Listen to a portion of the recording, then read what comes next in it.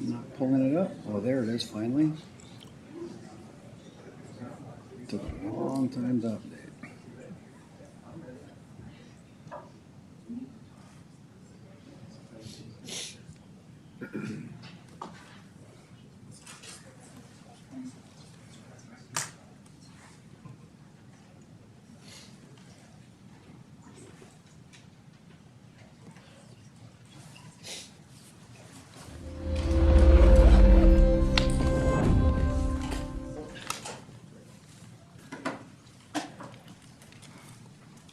Please rise as you're able for the Pledge of Allegiance. I pledge allegiance to the flag of the United States of America and to the republic for which it stands, one nation, under God, indivisible, with liberty and justice for all. Welcome, everybody, to our special December 22nd City Council meeting. I will first call on Clerk Kasel to call the roll. Good evening. Councilmember Keene. Here. Councilmember Miller. Here. Councilmember Wall. Here. Councilmember Fredericks. Here. Councilmember Palmer. Here. Councilmember Doring. Here. Council President Schubring. Here. Mayor Norton. Present. Next on our agenda is the order of the agenda. Are there any changes to the agenda as presented? Seeing none, is there a motion to approve the agenda? So moved. Moved by Councilmember Keene, seconded by Councilmember Palmer. All in favor say aye. Aye. Opposed say nay. Next up is our open comment period, and this is an opportunity for anyone from the public to speak on items on our agenda this evening. Each person has up to 2 minutes to speak for a total of 20 minutes. I will be keeping track of time through a couple methods. One, the stoplight here, and then the timer that says 2 minutes on it now as well. So know that I may need to cut you off if you reach over the 2 minutes. Because of the limited time, we want to make sure that everyone has an opportunity to speak.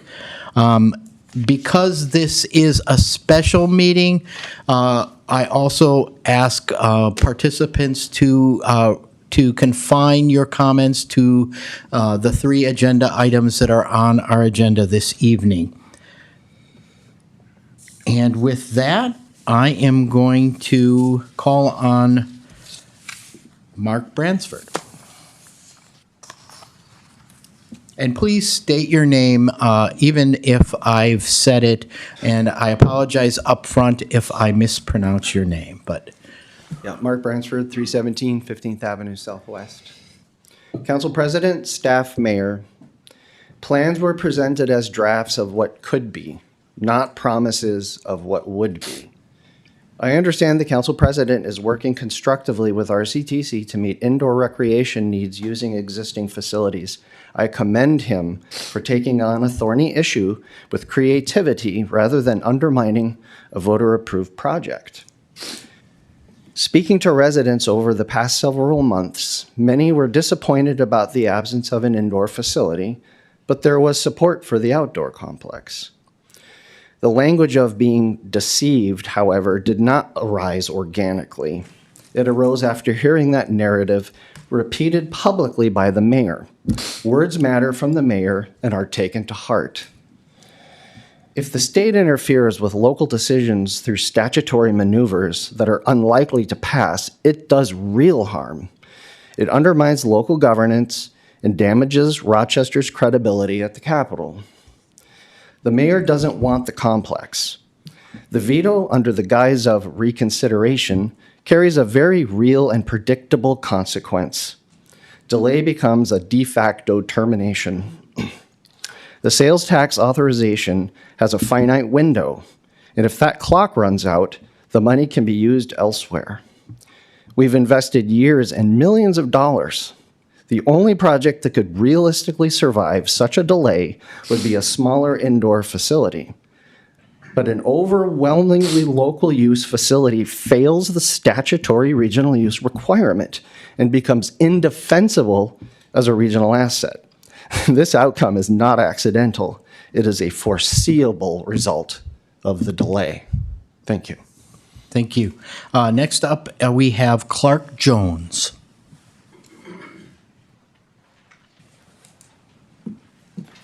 Hi, my name is Clark Jones. I'm the head baseball coach at Rochester Community and Technical College. I would like to first state publicly, for the record, that I already have teams lined up and committed to come and play in Rochester during the month of March if this approval of this complex is passed. You see, after teams come back from their southern trips in early March, they often sit idle until April rolls around when the frost eventually is gone and teams can start playing. In years past, Rochester and Riverland would host a crossover tournament the last week of March and the first week in April. The past 3 years, we have played the crossover tournament twice in Norwalk, Iowa, and once in Wisconsin Dells, both on turf fields. Providing a quality tournament experience in Rochester on turf fields during March for us would be a game changer. It would save us approximately $20,000 to $30,000 per year. The coaches in northern Minnesota are equally excited because for them, traveling to the Dells or to Norwalk is very expensive. With no other options, they are forced to travel and spend the money. Having a quality tournament here in Rochester and experience would also save them thousands of dollars. From an economic standpoint for businesses here in Rochester, teams would stay in our local hotels, eat in our local restaurants, and frequent our local gas stations and convenience stores. This would be in the month of March, which isn't even in our busy season for tournaments. It is also worth noting that with a premier field in Rochester for softball and baseball, it isn't out of the realm of possibilities that we could host tournaments here for our state tournament, the MCAC, Winona State's Conference, the NSIC, St. Mary's Conference, the MIAC, and Lutheran College's conference tournament, the American Rivers Conference. Because we have the Rochester Amateur Sports Commission, the chances of us winning these bids for these tournaments would be extremely high as evidence of RCTC. Thank you, Mr. Jones. Thank you. Happy holidays. Same to you. Next up, we have Christine Erke.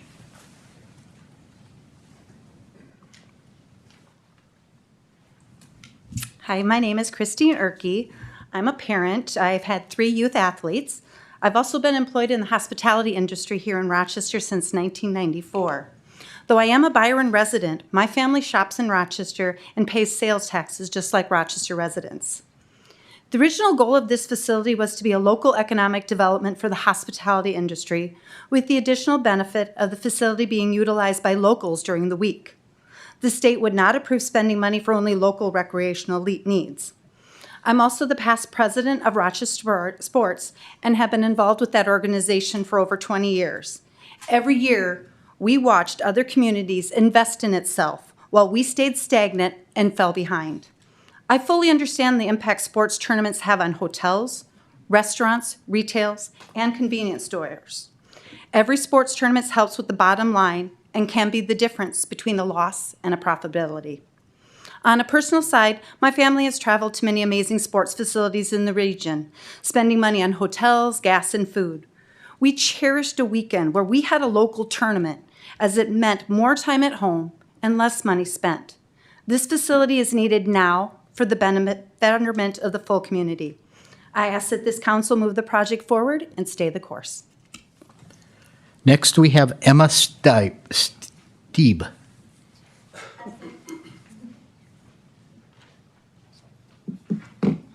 Council President Schubring, Mayor Norton, and members of the City Council.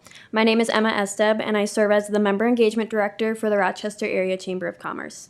I'm here tonight to speak on behalf of the Chamber, an organization representing over 1,200 businesses from throughout the Rochester area, to encourage you to override the mayor's vetoes related to the Regional Sports and Recreation Complex. The Regional Sports and Recreation Complex is a voter-approved investment designed to strengthen Rochester's economy, address community needs, and strengthen our competitiveness with other communities. This project builds on our community's role as a regional center and places Rochester in a position to attract visitors through sporting events, tourism, and tournaments. These activities will not only support the sporting community, but also support local hotels, restaurants, and businesses through new spending, supporting job growth, and producing measurable economic impact in the hospitality and service industry during the weekend, which is a time of lower demand. Outside of peak usage on the weekend, when the facility is generating revenue, the Regional Sports and Recreation Complex will also serve as a community asset, offering additional space that can be utilized by residents and local organizations. Extensive community engagement and market research consistently show that Rochester's outdoor recreation facilities do not meet the standards to attract large sporting tournaments. The Regional Sports and Recreation Complex directly addresses these gaps, expanding access and supporting sports tourism while also being accessible and a benefit to the broader Rochester community. An asset like this enhances the region's quality of life during a time when recreational opportunities are increasingly important factors for individuals and their families when choosing where to live and work. This investment aligns squarely with long-term economic development and workforce attraction goals of our community. We strongly urge the City Council to override the Mayor's veto on items D1 and D2 and allow the city to move forward with a strategic community investment that will support economic growth, community well-being, and regional competitiveness. Thank you. Thank you. Next, we have Wyatt Ryan.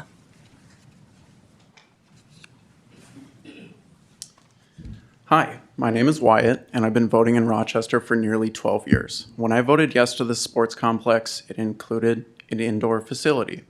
This indoor facility was meant to fill the need left behind when the Y closed. Because the indoor facility is not included, my vote for yes is no longer reflected in this motion moving forward. Thank you. Thank you. Next, we have Chris Lukenbill.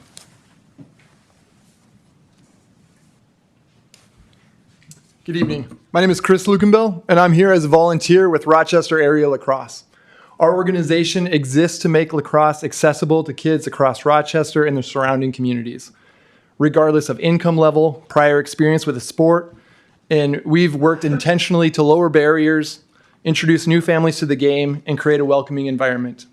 One of the significant challenges we face in continuing that mission is a reliable access to dependable outdoor space. Minnesota weather is unpredictable, and challenges with field quality, especially in our primary spring season, often leads to cancellations, challenging schedules for parents, and missed opportunities for kids. Turf fields provide a safer, more consistent surface that allows practices and games to happen even when conditions are less than ideal. Lacrosse has grown rapidly in Rochester because kids can join at almost any age, and the sport builds on skills many already have from hockey, soccer, and basketball. As participation grows, field access has quickly become a primary factor, limiting both day-to-day programming and what we can offer beyond that. With additional turf space, Rochester would not only better support local youth sports, but also have the opportunity to host more games and small regional events. And these are opportunities to bring families in from surrounding communities, support local businesses, and help keep Rochester competitive as a youth sports destination, rather than pushing families to travel elsewhere. I appreciate the city's openness to feedback and the work being done to plan for future field needs. From the perspective of Rochester Area Lacrosse, increased access to high-quality, multi-use turf fields would make a meaningful difference for accessibility, growth, and long-term community impact for lacrosse and the broader youth sports ecosystem in Rochester. Thank you for your time. Thank you. Next, we have Tom Hexum.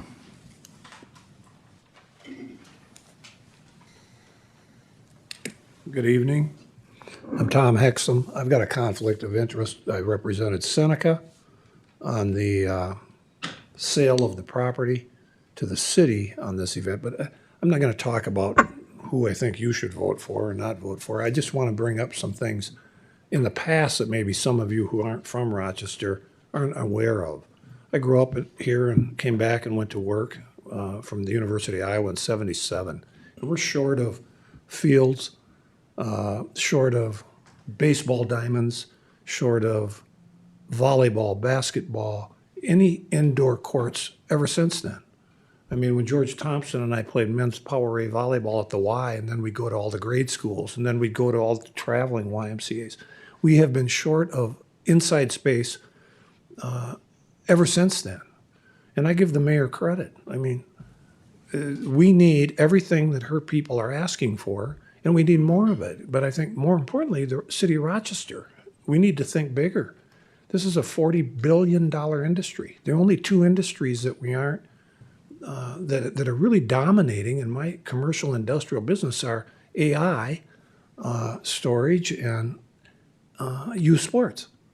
So let's take the high road like everybody is, and let's look at what else we can do to expand every venue we can. I mean, what complements the Mayo Clinic and healthy living and our entire mission, sports medicine, more than athletics and all the events that everybody's asking for. So somehow, as a group, and you guys are better at it than I am, you can figure out how to expand the sports commission, like Ed Haruska and Ben Bolt and Mike Nigber. We love to be Devil Mike, but Mike is a guy that gets things done. Thank you, Mr. Hexum. Thank you. Thank you. Next, we have Wade Fensky.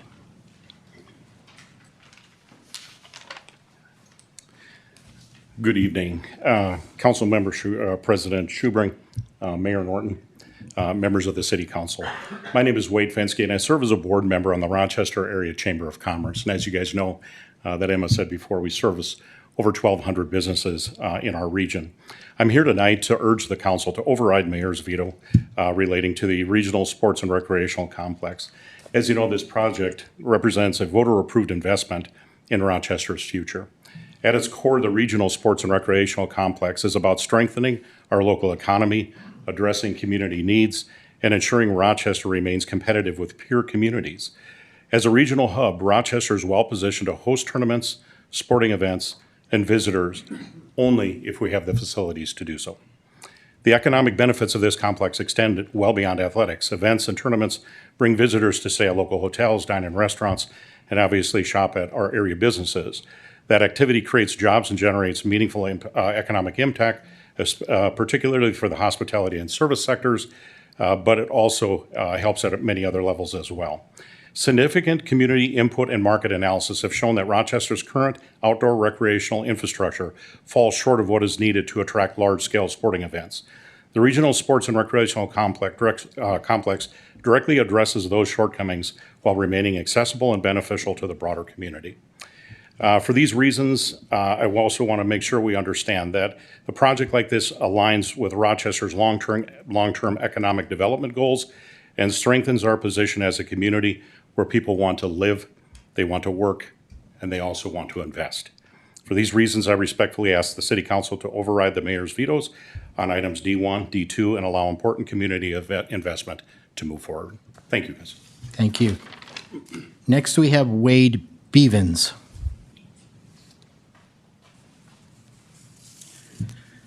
My name is Wade Beavers, a longtime resident of the community. Been fortunate to have participated and been part of this community and youth sports here in Rochester in leadership roles. My professional life has allowed me to get behind the scenes of these operations. I'm a financial partner at Ventura Sports Group, which owns both private and public partnership sports programs from Texas to Missouri. I say these things not only to give you an understanding, but to tell you this is my first rodeo, and I've seen how these play out. I can provide you analysis of how the city of Carmel, Indiana, was once a gas stop town before the development of its Great Park sports complex.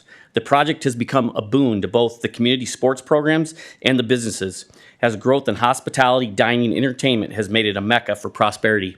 It is now claimed to be the dubious honor of being a roundabout capital of the United States, if only we can aspire to be that title. To the council who plan to vote yes for this project, I commend you on your forward thinking, because obtaining and fulfilling this complex is the first step in what Rochester needs to maintain to be a place of opportunity for the youth in the region, for the community, to expand to be more than the medical destination. Closer to home, Blaine, Minnesota, and Norwalk, Iowa have doubled down on these initiatives, and the financials are not a drag to the city budgets, but are proving to expand additional commercial tax revenues and bring in outreach of over 1 million people alone in 2025 for the Norwalk complex alone. To the council members who are sheepish about this project, I respect the decisions you have to make and the repercussions that come along with it. I challenge you to look beyond the white noise that is thrown around in the social stratosphere. Understand that this is the first step in what Rochester can do beyond fields, creating a regional focal point that makes this community a better place to live and prosper. A vote of yes will make that happen. Next, we have Pat Sexton. Evening, everybody. Pat Sexton, Rochester Area Builders. RAB represents nearly 400 construction-related businesses in southeast Minnesota, from home builders to remodelers and commercial builders. Our members build your homes, your apartments, your office buildings, and retail spaces. And our members are proud to help bring the Regional Sports Center to life. We want Rochester to remain a vibrant and attractive place for families and businesses. Mayo Clinic provides those world-class jobs, but a healthy community also needs amenities like restaurants, entertainment, and top-tier recreational facilities. In 2023, Rochester residents voted to tax ourselves and extend the local sales tax, allocating $65 million for a regional sports and recreation complex. This project was designed to host large tournaments, drawing visitors from across the Midwest, boosting weekend hotel occupancy and local spending. The facility will, of course, also be available for locals during weekdays and non-tournament times, just like Graham Arena and Mayo Civic Center. And just to give the most obvious analogy, the World Juniors played last night at Rec Center. After the greatest hockey players, young hockey players on the planet played, my group of old timers played. So it was available for world-class athletes and me. I also serve on the Rochester Sports Foundation Board. The foundation was an early and vocal supporter of the project and remains firmly committed to its success. While no project is perfect and we provided our constructive input, the big picture is clear. Rochester needs this facility to stay competitive. For a few of those opponents, they seem to miss two key points. First, sports tourism brings new money into our economy. Visitors spend a lot of money on hotels, restaurants, and shopping, and those places are owned by Rochester residents, and they employ Rochester residents. And they complement the impact the clinic patients have. Second, if your goal is more recreational space for local residents, canceling this project will eliminate the very thing they claim they want, which doesn't seem to make much sense. Cities choose their future, and some, like Minneapolis or St. Paul, see population decline. We hope you will do the right thing, and I trust you will, to support the override of the mayor's vetoes. Thank you.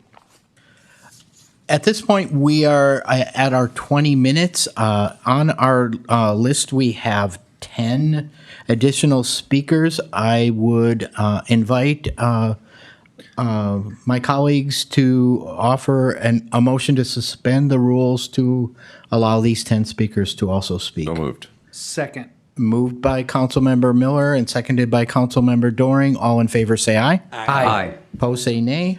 Next up, we have Joseph LaForge.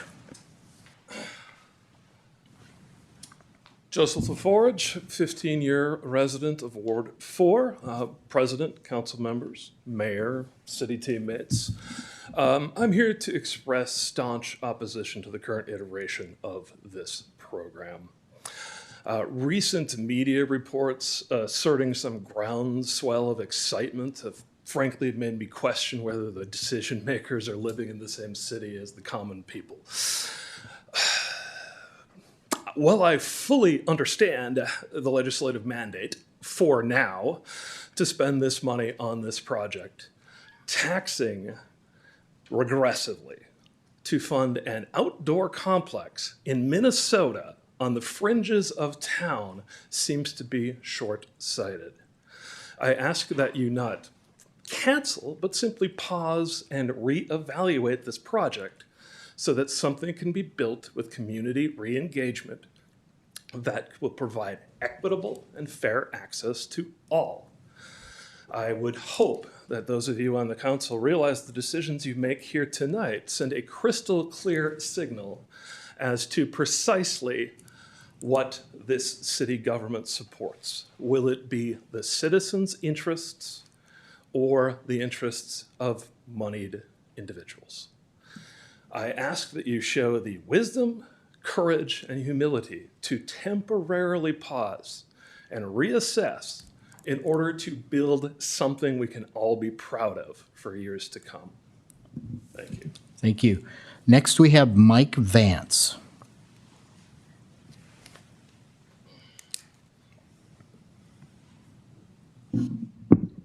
Mayor, council members, thank you for the opportunity to speak tonight.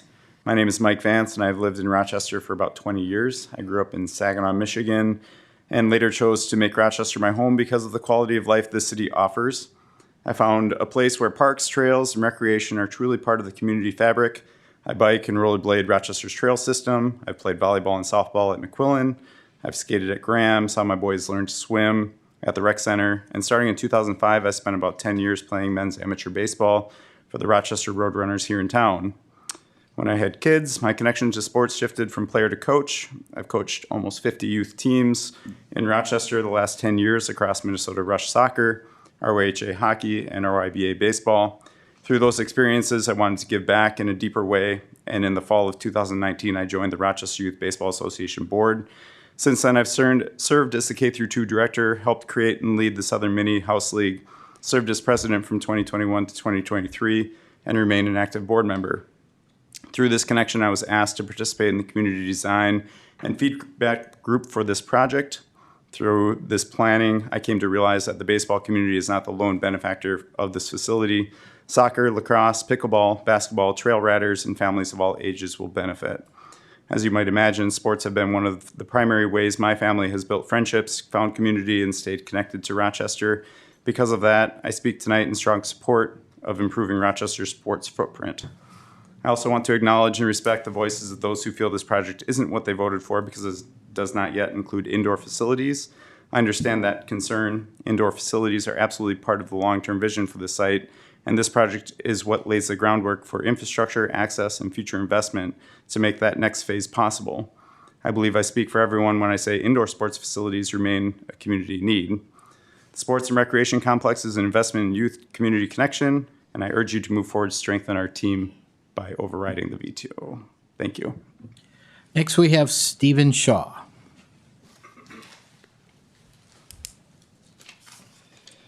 Good evening. Sorry. Council members, Council President Schubring, and Mayor Norton.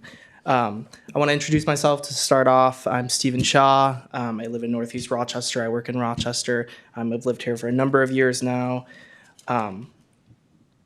I stand here today as a citizen who is concerned, and I believe that I am advocating for a lot of voices of people, other residents who I've spoken to in person, as well as a lot of comments I've seen online that are unfortunately against this proposal. This is difficult to get up after many people have already gotten up and said that they're, that this is a benefit to them. I certainly believe that it is a big benefit to a portion of the community here, but with this huge $65 million cost, I think there needs to be more of a community piece to this. So I urge you all to uphold the mayor's veto so that we can re-engage the community on this and that this can be something, again, as others have said, that we can all, the whole community, be proud of. Thank you. Thank you, Mr. Shaw.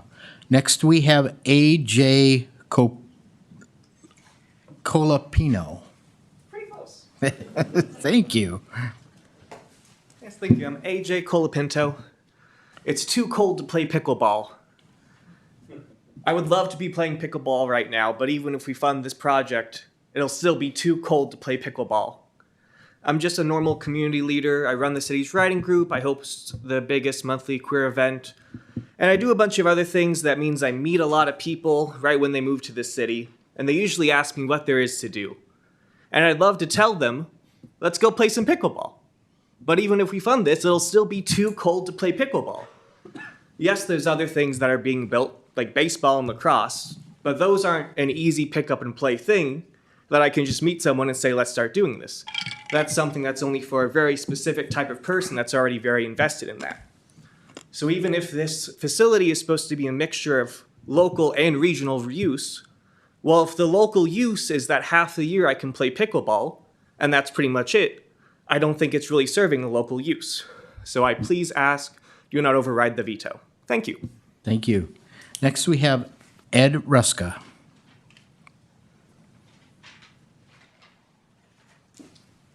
Good evening, Ed Ruska. It's good to be back in the council chambers. As you may know, I spent 16 years in your seats as council Ward 1 council member and chose not to run again in 2018.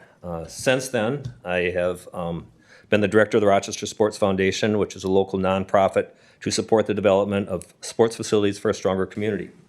We have never received $1 of city money at any time. We are self-funded with one goal, which is to create a better quality of life for the Rochester citizens. We have assisted the city in any way through this project as requested. I got 3 quick points. One, I was the one who was asked by the city to present at the state capitol in 2022 to support the city's request to reauthorize the 0.5% sales tax. The bill was presented to the state officials and approved with 4 projects, including, and I quote from the bill, $65 million plus associated bonding cost for a regional sports and recreation complex. This was later approved by the council and the voters, and to reroute these funds for anything other than that would simply not be right. 2, the original plans were based on a complex that was built in Bettendorf, Iowa, called the TBK Bank Betplex. This indoor-outdoor facility was just completed at a cost of about $55 to $60 million.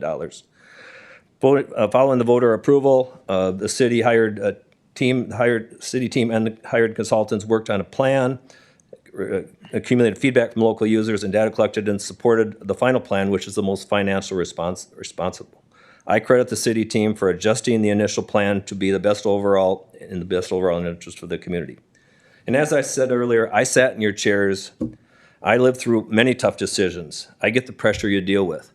Early in my days, I was with a council member, Mac Evans, and he said, Ed, you know what, in this job, he said, you got people that are your friends, and you got people that used to be your friends. And I lived that for a lot of years. So I understand what you guys are living with, but don't let the vocal minority impact your position on this. Thank you, Mr. Ruska. The silent majority is counting on you. I would like to thank Council President Schubring, Councilmember Fredericks, Councilmember Wall, Councilmember Keene, and Councilmember Palmer for your strong leadership in moving the project forward to support the hard work of the staff. Thank you for the extra time. Next up, we have Marshall Behrens. Good evening, council members, Mayor Norton, and all support staff. I want to thank you for your amazing service to our amazing community. My name is Marshall Behrens, and I'm the incoming director of the Rochester Sports Foundation, as well as a longtime sports official, as well as staunch advocate of our hospitality partners. First, this project represents a meaningful and measurable economic benefit to our local business community. Sports tourism has a well-documented history as an economic driver, generating significant visitor spending on lodging, dining, retail, and services. These benefits accrue directly to the Rochester-based hospitality small business owners who also live, work, and invest in this community. This model's been proven effective in other areas of the country as well as within our state. Especially serve the climate, it can be utilized in an outdoor fashion for well over 8 months out of the year. Second, the sports complex provides an important community benefit by expanding access to high-quality facilities for local youth sports organizations. This ensures Rochester families can participate locally rather than traveling to other communities, keeping both participation and spending local. Finally, regarding location, the proximity to major highways as well as linking it to the Game Haven Park provides a broad community attractant and impact. Third, it is important to emphasize that this project has had a clearly defined scope. It was, has, and is currently described as a regional sports complex, designed and budgeted as such. I do completely understand the drastic importance of local and community sports facilities, but this was never framed as that. Finally, significant public and private funds have already been invested in the planning, design, and early stage development. A pause at this stage is not cost neutral. Delays will only introduce additional costs, not to mention continued inflation of materials alone. From a business and fiscal responsibility standpoint, advancing this project is the most prudent option. I appreciate the time. Thank you. Next, we have Chris Terry. Chris had to leave for an emergency. Okay, sorry to hear that. Laurel Shakti. Shot.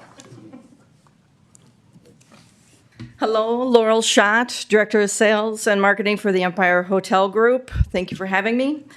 35 years in the hospitality community here in Rochester, 5 years with Experience Rochester, formerly Rochester Convention Visitors Bureau, and I'm an original member of the Planning Committee for the Sports Center and advocate. We all know Mayo Clinic is the largest employer in Rochester. The second is our hospitality community. And Our research has supported, as many have said, that Rochester needs this facility to be competitive in attracting sports groups to Rochester. We've lost significant business because of it. I could name them all, but I don't have time. Our hospitality community needs this project to move forward. This outdoor facility is a great avenue to start, and I fully anticipate and hope that the indoor facility will come next. So please override this veto, please. Next, we have Brad Trahan.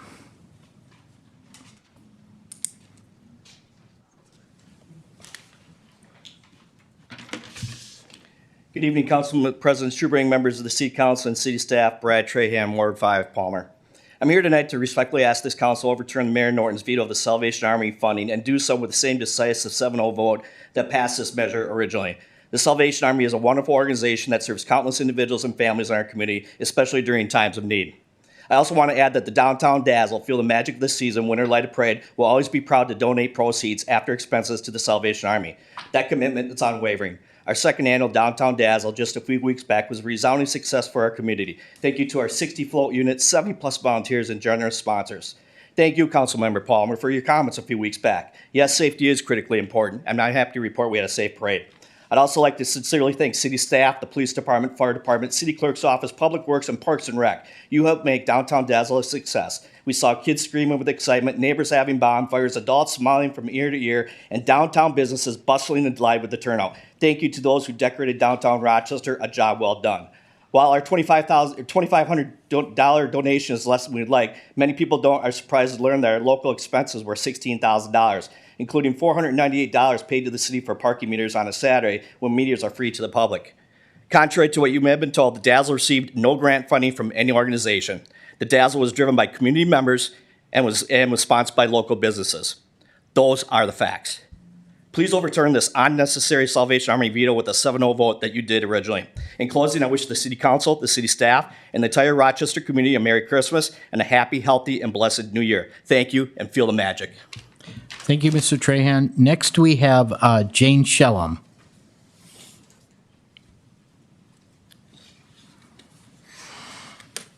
Hi. Excuse me. I'm Jane Shellum. I live in Ward 2 in Rochester. Lived here most of my life. I would like to thank Mayor Norton for raising the concerns of Rochester voters about this project and encourage the council not to override her veto. I did vote in favor of this project. I think that Rochester really needs recreational facilities. I think it gives a lot to our quality of life. I think it's important for all generations. However, I voted for this based on the information that was available to the time, and I'd just like to share what was shared publicly by the Rochester Sports Foundation. It was a proposed 90-acre outdoor complex and 125,000 square foot indoor complex. And to quote, the estimated cost of the facility is $65 million. No new increase to taxes will be needed as this project will be funded by an extension of the Rochester local option sales tax. I think we're all disappointed to find out that we can't, for $65 million, build what we had hoped. But I do think that it's important to look at all of the needs. And if you're going to pivot so much from what was promised publicly to the voters, that it should go back to the voters. It sounds like it has a lot of support. That shouldn't be a problem. But I don't think it's really right to change so drastically, knowing that everybody wants the indoor facility as well, and we don't have the money for it. And I know we're hoping there's an angel investor, but I got to tell you, I just don't think that's going to happen. So I encourage not to override the veto, just to take a step back and look at other options to meet the recreational needs of the community and the region. Thanks. Thank you, Ms.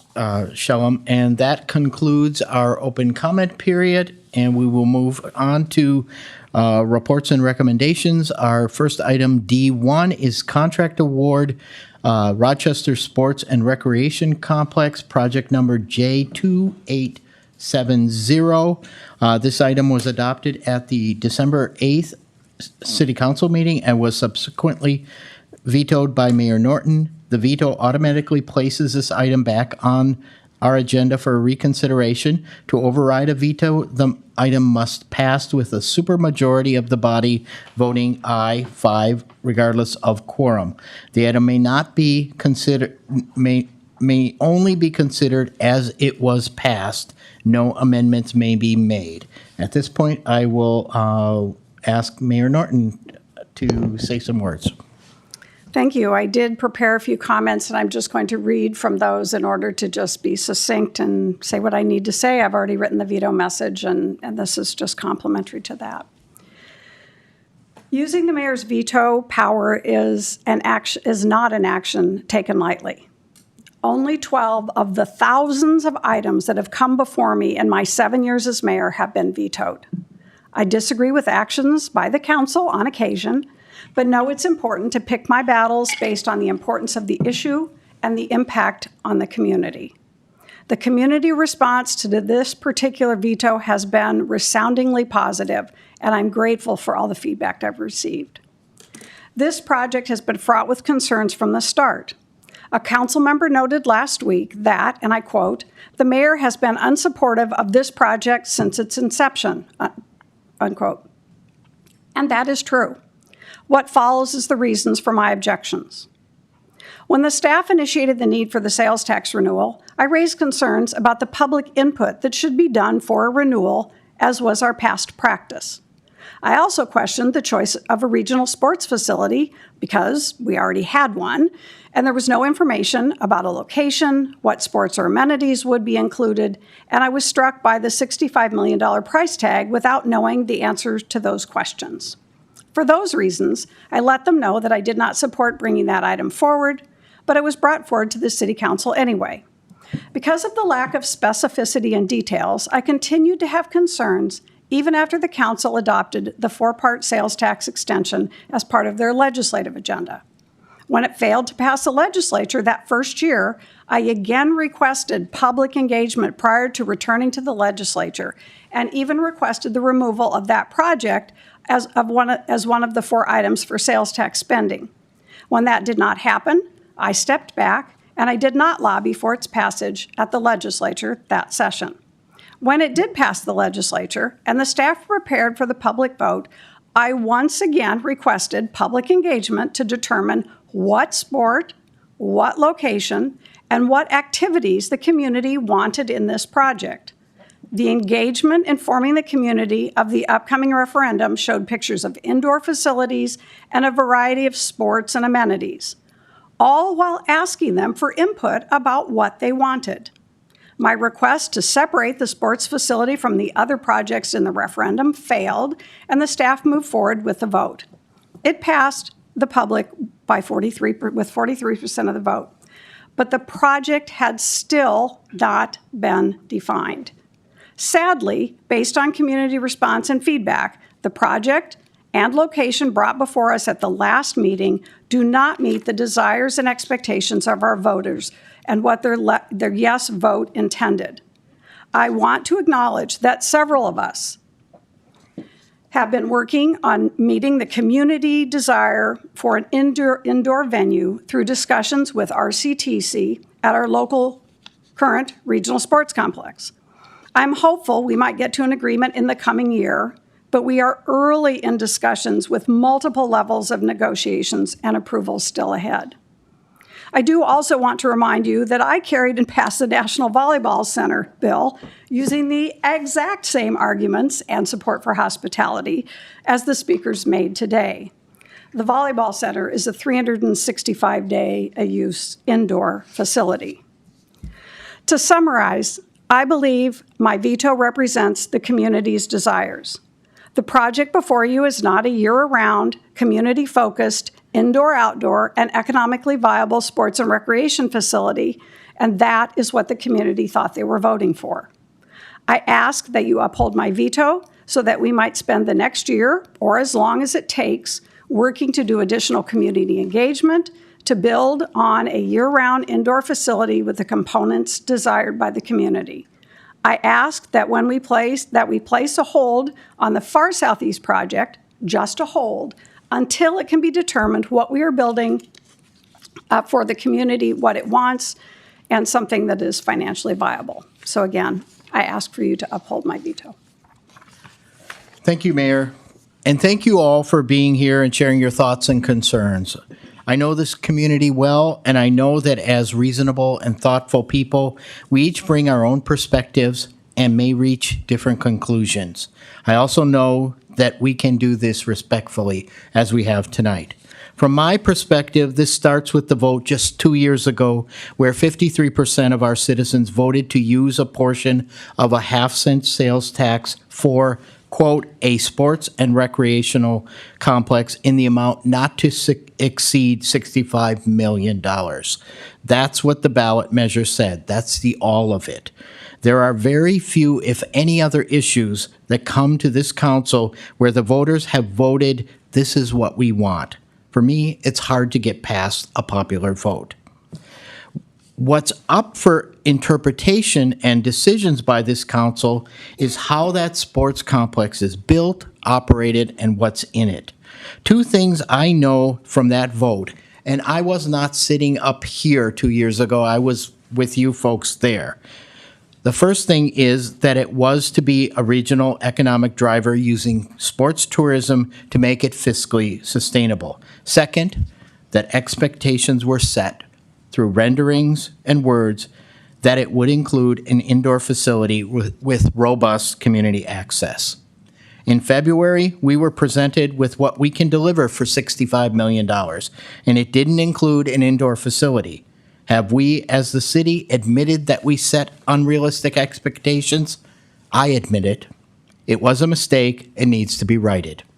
I can tell you that since that financial reality was splashed in our faces, this council and the mayor and the city staff have been listening to you and working to find a way to make it right and meet those expectations for an indoor facility. Personally, I have made it my top job to seek a solution to this, as well as bring better balance to community access through all of our parks and facilities. In that wider effort, we're identifying gaps in access for our underserved youth, examining our contracts with sports clubs and associations to ensure more low-income free scholarships and sliding fee options, putting dollars behind marketing our parks and rec sites to bring better visibility to the city's offerings.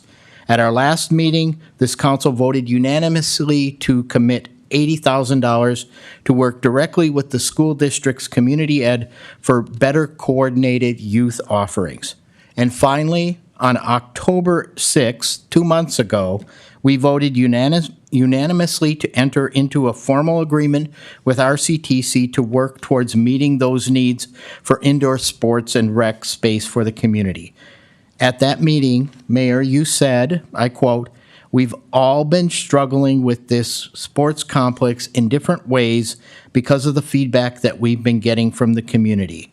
This agreement with RCTC is giving us an opportunity to meet everyone's needs. It allows us to move forward with the economic development portion. It allows us to have the discussion to potentially solve the problem of how we get that indoor space that the community told us they wanted and thought they voted for.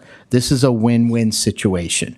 That was October 6th, and for the past 8 weeks, we have been in weekly discussions with RCTC. Mayor, you are there holding our feet to the fire as you are tonight, and I thank you for that. We are progressing expeditiously and productively to reach agreement on an expanded indoor facility in partnership with our community college earlier rather than later. Are we there yet? No. Is it a sure thing? No. If not, RCTC will explore alternatives. Do we always get everything we want wrapped in a nice bow? No. But I assure you that this council and city staff are committed to making this happen. I ask you all to continue to hold our feet to the fire. If you want expanded community access to indoor basketball, pickleball, a running track, and performance and community space, keep pushing. I also call on my colleagues and city staff to continue to reach out to you, our community, on what residents want to see in that space. I also ask all of you to encourage members of our RCTC community to make this a reality for Rochester residents. Starting now, let's all work together, as the mayor said, for a win-win for this community. Thank you. At this point, is there a motion? Councilmember Palmer. I'll make a motion, the old H3 contract award Rochester Sports and Recreation Complex, project number J2870. Number 1, authorizing amendment number 1, guaranteed minimum, maximum price GMP in the amount of $27,978,635 to Knutson Construction for the Rochester Sports and Recreation Complex, project number J2870, and authorizing a budget of $24,207,087 for the city and CMAR purchase of tax-exempt materials for the Rochester Sports Recreation Complex, project number J2870, and authorizing staff to look for value engineering and additional funding opportunities to add back into the project selected deducts and add alternatives up to the $65 million allocation, and authorizing interim financing in the amount of $1,772,000 from the Economic Vitality Fund to cover the purchase of and 50% of the road utilities, grading, et cetera, serving the south remnant lots to allow addition of the recommended alternatives and deducts. Second. Motion made by Councilmember Palmer and seconded by Councilmember Fredericks. Councilmember Palmer, anything more No, to I say? think that you said it well, and I do appreciate your leadership on the RCTC. I think that's an important asset that we're looking at. I think it's an opportunity.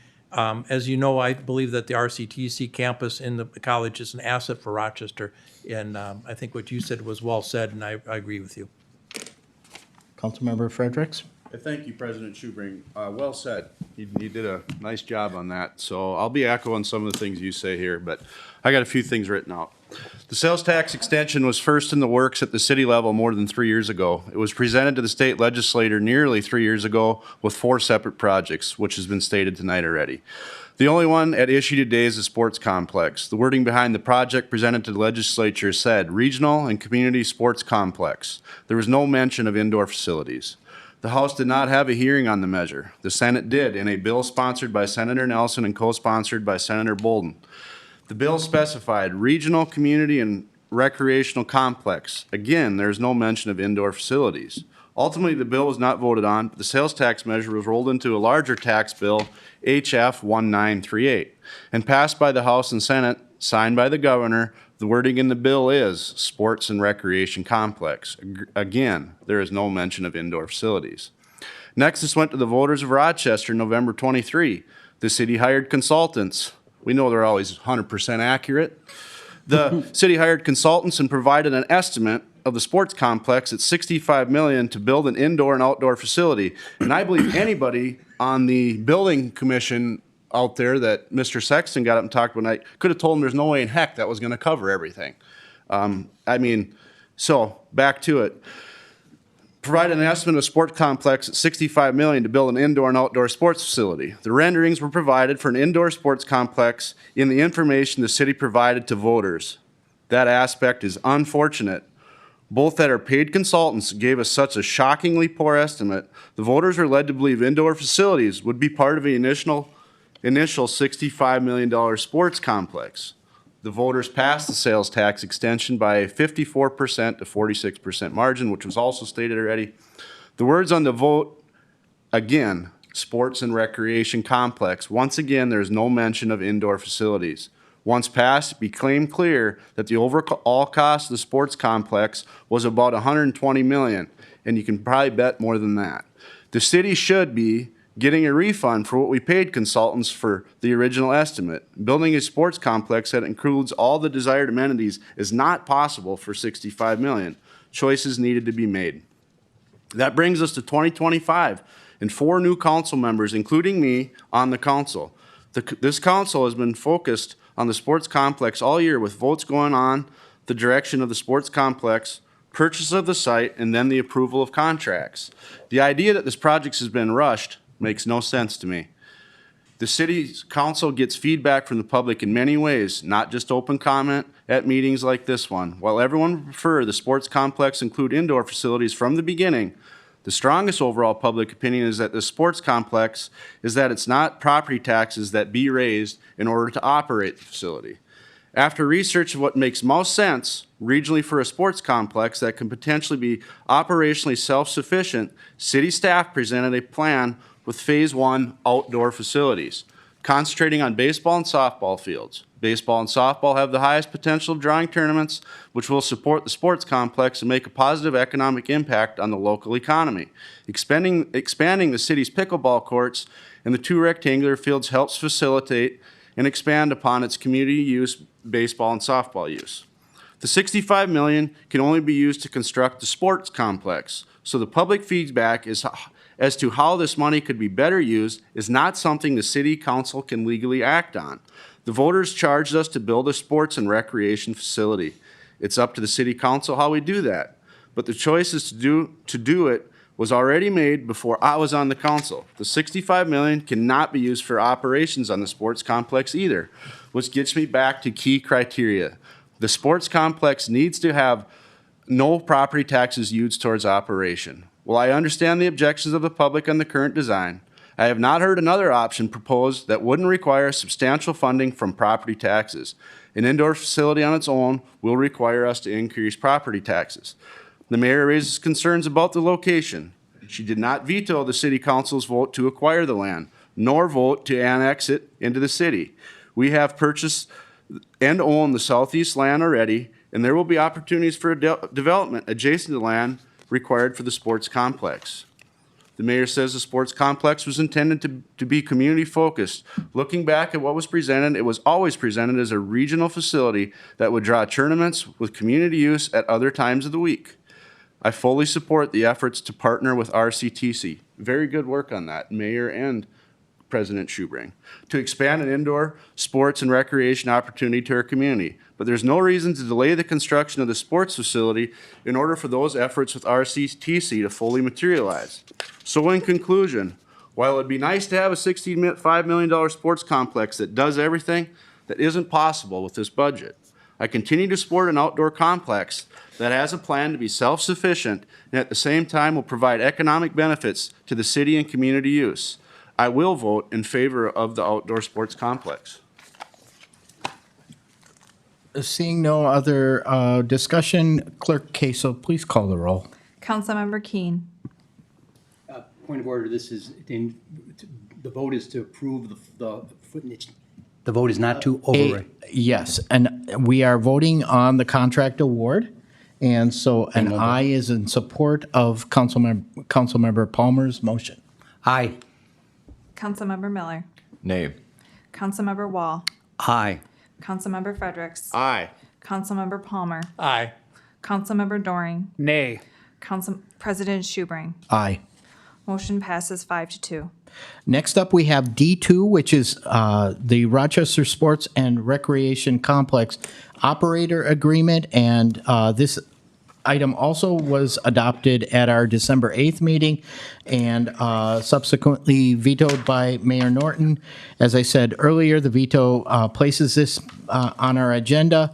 To override a veto, the item must pass with a supermajority of the body, 5 members, and the item may only be considered as it was passed. Mayor Norton. Yes, I didn't write anything up about this. The group has made it clear they're going to move ahead, and you will need some sort of a operator. I wasn't convinced that the operator's pro forma and budget were clear enough to support, but I just ask that you, again, take more time to do more research and uphold my veto. Thank you, Mayor Norton. Is there a motion on this item? I'd like a motion. I'll make a Go motion. ahead, Councilmember Fredericks. Thank you, President Schubring. I make a motion to support Rochester Sports and Recreation Complex Operator Agreement, approving the Rochester Sports and Recreation Complex Operator Agreement with Sports Academy. Is there a second? Is there a second? Second. Motion made by Councilmember Fredericks, seconded by Councilmember Wall. Councilmember Fredericks, any more to add? Need someone to operate it. Councilmember Wall? Nothing. Clerk Casel, Councilmember Doring. I'm going to make it clear that I am not going to vote for this particular operator. when the operator was afforded the opportunity to present a more flushed out pro forma, especially with the change of scope that is needed to bring this project in under that $65 million budget, I was quite offended that the operator didn't do more due diligence and prepare more accurate financials. I was underwhelmed, and that makes me highly concerned about the operations of the facility. So I will not be supporting awarding this contract. Councilmember Miller. I'll just add, I think we've heard a lot of timelines tonight. One of the other pieces, though, when this new council came in, is we talked about inclusive decision-making and inclusive growth management as both a foundational principle and a strategic priority. And I feel like that's a real tension with this project. And I also asked this operator a question. I said, imagine that your financial projections don't come to fruition. What risk do you carry with this project? And they told me reputational. They told all of us reputational on the record. And I don't think that's enough risk for an operator in a project where the city is on the hook for $65 million for a complex, that we are acknowledging that we don't want to operate ourselves, that we want to contract out. And so I don't have anything much to add beyond that. I will not be supporting this. I hope that it is successful, but I have major concerns. Clerk Kasel, please call the roll. Councilmember Keen. Aye. Councilmember Miller. Nay. Councilmember Wall. Aye. Councilmember Fredericks. Aye. Councilmember Palmer. Aye. Councilmember Doring. Nay. Council President Schubring. Aye. Motion carries 5-2. Next, we have item D3, which is a council-initiated action allocating funds for Salvation Army security needs and rental assistance program. This item was adopted at our December 1st council meeting, and the mayor subsequently vetoed that item. And as I said earlier, to override a veto, the item must pass with a supermajority of the body and can only be considered as passed. Mayor Norton. Thank you. Again, I'm going to read comments just to be concise. And again, my veto letter explained in more detail my position. But let me be very clear. The veto of item D3 is based on several technical factors and is not a reflection of the policies, practices, or needs of the Salvation Army of Rochester. I have been and continue to be a strong supporter of their excellent work.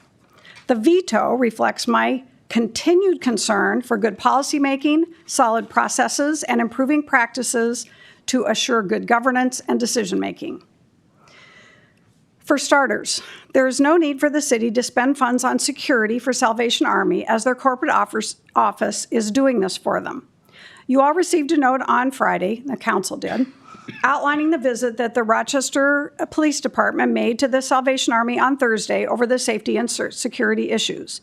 You may recall that I asked at that December 1st meeting whether the RPD had been involved with the Salvation Army, and I did not receive an answer.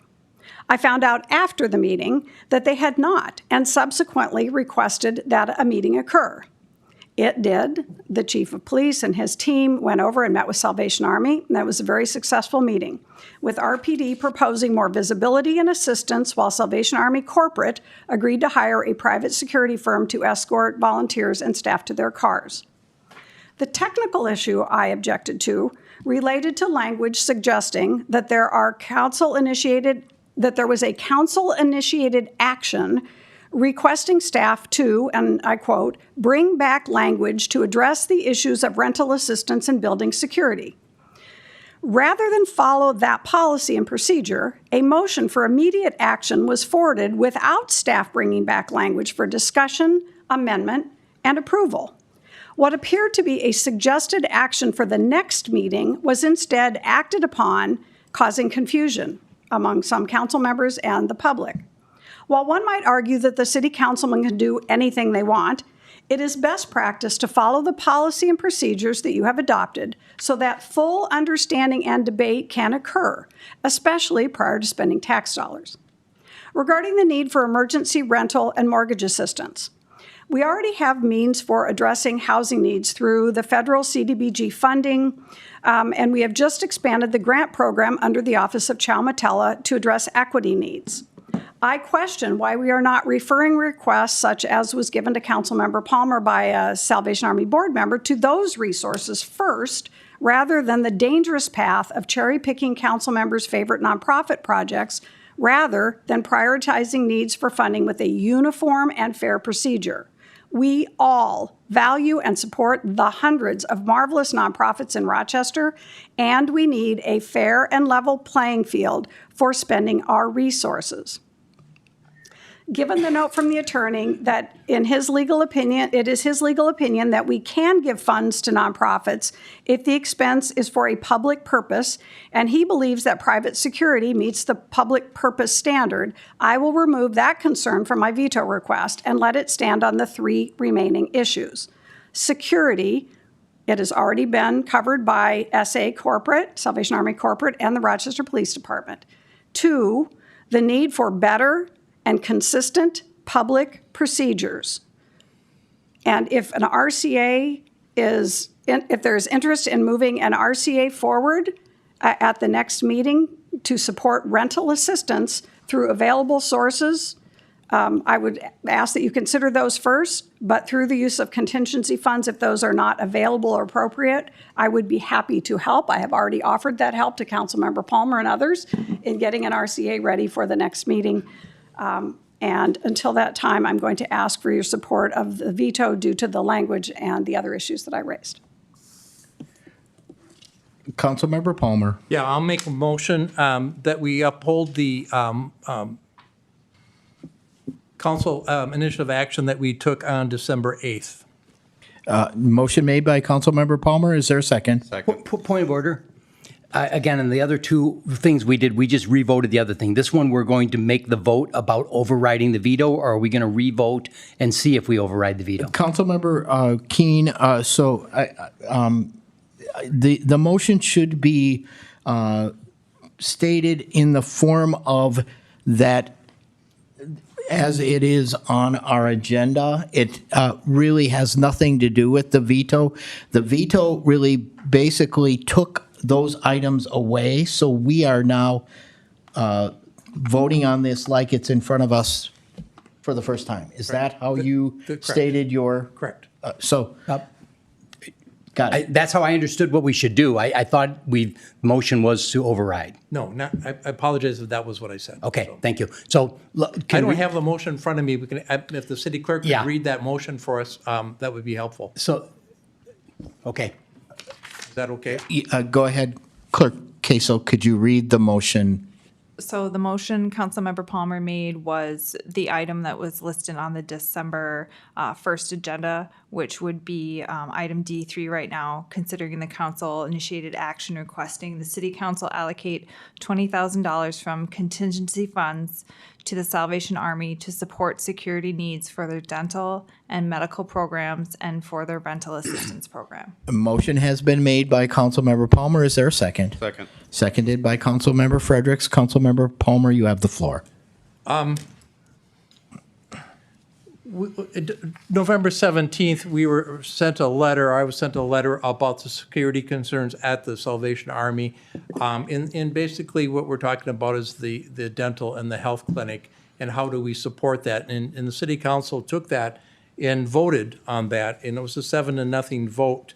And so the questions of some of the things that the mayor has brought up, we received an email yesterday, and I'm going to read a little bit of the email from the city attorney. And it was, in summary, my view is that the expenditure approved by the council on December 1st executed via a service agreement to assure that the funds are used for intended purposes is legally defensible.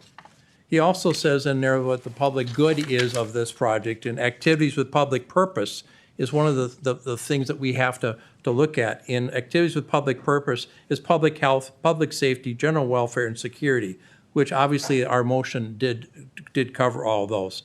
The other thing that was in there is that public safety of volunteers providing free medical and dental care to indigent individuals and rental assistance for individuals of risk of losing housing and becoming unsheltered. Based on the council December 1st, 2025 approval, city staff intended to enter into a service agreement with the Salvation Army, especially trying to use the funds for those two efforts. So as our city attorney has said in writing, that those are items that are well within the means of the city council to do. And with the letter that was in the packet from the Salvation Army talking about both the rental assistance program and the rental assistance in the security of the health and dental clinic. And the fact that you know, 7 of us voted for this at that time, I find that we need to affirm that that's what we want to do. Councilmember Fredericks. Yeah, thank you, President Schubring. In an early meeting, we used contingency funds to support Channel One with their shortcomings they had. And now we're voting to support the Salvation Army with some shortcomings that they have. And I see no difference between the two. The mayor did not veto the Channel One funding, but vetoed the Salvation Army. And I supported both of those actions and still do. The mayor is concerned about a slippery slope with this funding. I believe we made it clear this is a one-time action that certainly does not obligate us to take future actions. The mayor raises concerns about safety issues downtown. I fully agree with her. Broader action is needed, and I welcome any ideas on those fronts, but that doesn't prevent us from taking action here. The volunteers providing important services at the Salvation Army deserve their safety. I thank Councilmember Palmer and Councilmember Doring for bringing this to us. Any further discussion? Councilmember Keene. Yeah, I'll just make a couple points here. I voted in favor of the Salvation Army council-initiated action back on December 1st because I understood the need. I voiced concern at that meeting on the process and how we were going about it, and the fact that the CIA was written one way and then the motion came to us a different way. But after all that, I did vote in favor of it. There have been discussions since on the vote on both the legality and also is it the best practice of how we should be making public spending decisions. I've come to the conclusion that it was a legal action that we took. It wasn't that it was illegal, but I don't think it followed our best practice, and it did set us up for spending money without the right guardrails around us. My peers make the case that, you know, we did something similar with Channel One, and there are things when there are more of emergency things. But we also have another case in our history where 2 years ago we had a similar thing for a gospel thing. Then it was something that should be funded. But what we ended up doing was saying we wanted to look into this, and the staff came back with a method of doing it. And I thought that's where we're going to be going that night, and then we took a change by the way the motion was worded. My vote tonight, I plan to uphold the veto, but it should not be interpreted as a vote against the real needs at the Salvation Army. If the veto is upheld, I expect that we will have this issue in front of us again and go about it in a more objective way. Councilmember Palmer. Well, the mayor mentioned the CDBG money, and the reason for them not applying for it was because their majors were gone. They were changing majors, and we didn't have that opportunity for them. As far as going to the fund that Mr. Keene is talking about, that's not available to them for that type of a program. As far as the CIA goes, if you don't like the process, then ask the city council, we can change the process. But the need is there, the need is great, and I don't think at this time of the year that not funding this at $20,000 when you have over $600,000 in the contingency fund is not correct. Councilmember Miller. Yeah, I appreciate the mayor bringing up this item because I did have some reservations tonight that we voted for it, and I felt like our discussion was cut short by a call for a roll call vote. And following that meeting, I received a text message from a leader at another local nonprofit who said, "Did I miss a chance to apply for funding?"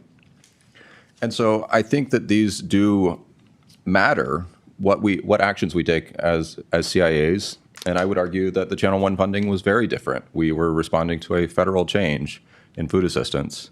And so while I do agree that there is great need at the Salvation Army, I would like to see a process come back to us as written in the original CIA that approval of this CIA would not finalize a project or allocate funds, but would direct staff to prioritize research and planning efforts and return to the council with recommendations. So I would support an action like that, but I do plan to vote in favor of upholding the mayor's veto And I share Councilmember Keen's comments on that. I also will vote to uphold the mayor's veto on this item and encourage Councilmember Palmer and Councilmember Doring and Mayor Norton to clean up the language on this and bring it back to us on January 5th, and hope we have a unanimous vote at that time. Clerk Kasel, could you call the roll? Councilmember Keen. Nay. Councilmember Miller. Nay. Councilmember Wall. Aye. Councilmember Fredericks. Aye. Councilmember Palmer. Aye. Councilmember Doring. Aye. Council President Schubring.